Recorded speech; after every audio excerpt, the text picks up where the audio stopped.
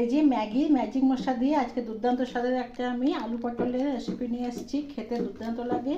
আর এই মশলাতে 10 রকম উপকরণ মিশে আছে, তার জন্য খেতে এটা খুব সুন্দর লাগে।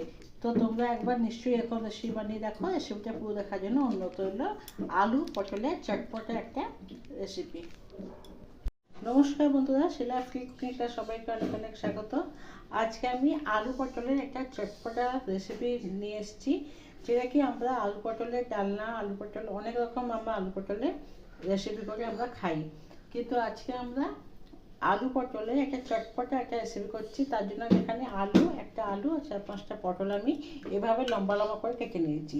আর পটলের সব খোসা ছাড়াইনি, পেছন দিকে অল্প অল্প খোসা ছাড়িয়ে অল্প অল্প খোসা করে রেখে দিয়েছি। আর সেই পটল নিয়েছি যে বাজারে যে একটু কম সবুজওয়ালা পটলটা পাওয়া যায়, সেটা নিয়েছি। বেশি সবুজওয়ালা পটলটা আবার ভেতরে মঞ্জি হয়ে যায়, খেতে ভালো লাগে না, কিন্তু এটা ভেতরে বেশি মঞ্জি হয় না। তা এবার আমি এখন লম্বা লম্বা কেটে নিয়েছি। কড়াইতে সর্ষের তেল দু চামচ দিয়েছি। তেল এতে বেশি ব্যবহার করিনি, আমি 2 চামচ তেল দিয়েছি।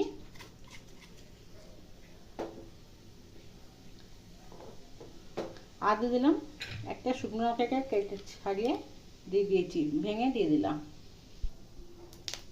ফোড়ন থেকে সুন্দর গন্ধ বেরোলে আমি কেটে রাখা আলুগুলো দিয়ে দেবো।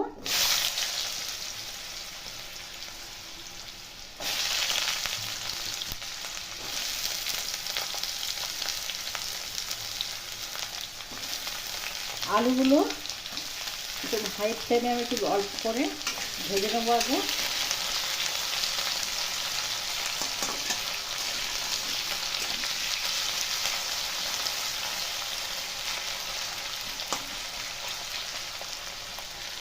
এর মধ্যে সামান্য নুন দিয়ে দেবো।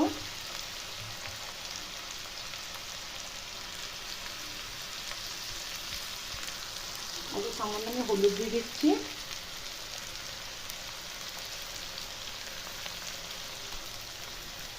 নুন হলুদ দেওয়ার পরে আর একটু ভেজে নেবো।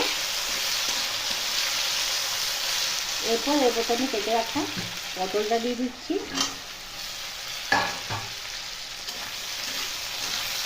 সবকে মিশিয়ে দিয়ে চাপা দিয়ে আমি গ্যাসের ফ্লেমটাকে লো করে দিয়েছি। আর চাপা দিয়ে এটা আমি সেদ্ধ হওয়া অবধি ভেজে নেবো। আর আলু পটল সেদ্ধ হতে খুব একটা সময় লাগে না। আলু আর পটল দেখো এখানে ভালো মতন ভাজা হয়ে গেছে, লাল লাল হয়ে গেছে, আর সব আমার সেদ্ধ হয়ে গেছে। এরপর আমি শেষে দিয়ে দেবো এই যে ম্যাজিক মশলা, যেটা কি 10 রকমের, এর মধ্যে 10 রকম বিশেষ মশলা মিশে আছে। তার জন্য এতে আমি আর কিছু দেবো না, এই মশলাটা দিয়ে দেবো। আর এটা দিলেই চটপটা একটা স্বাদ আসবে। আর যে কোনো তুমি রান্নাতে দাও তোমরা, স্বাদ দ্বিগুণ বেড়ে যায়। তো যেটাকে একটা আমি কেটে দিয়ে দেবো।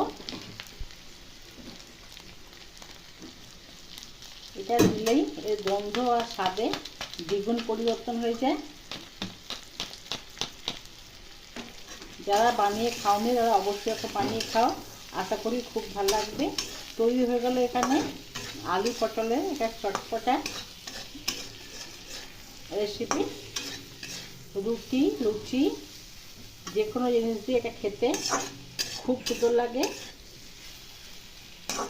তো কেমন লাগলো রেসিপিটা অবশ্যই কমেন্ট করে জানাবে।